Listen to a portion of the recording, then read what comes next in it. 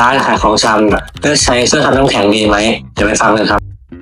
ร้านขายของชำโดยปกติทั่วไปแล้วจะใช้น้ำแข็งวันละ 2-3 กระสอบเพื่อจำหน่ายกับลูกค้า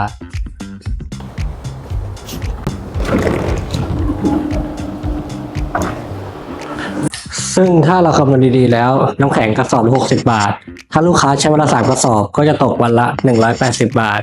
แต่ถ้าเราคำนวณในระยะเวลา1 ปีลูกค้าจะเสียค่าน้ำแข็งถึง 64,800 บาทถ้าเทียบกับค่าไฟของเครื่องทำน้ำแข็งเช่นรุ่นนี้ครับ HYZ120 กำลังผลิต55 กิโลต่อวันซึ่งเป็นน้ำแข็งหลอดใหญ่ค่าไฟจะตกอยู่ที่วันละ40 บาทแต่ถ้าคำนวณเป็นรายปีก็จะตกปีละ 14,400 บาทจะมีส่วนต่างถึง 50,000 กว่าบาทเลยทีเดียว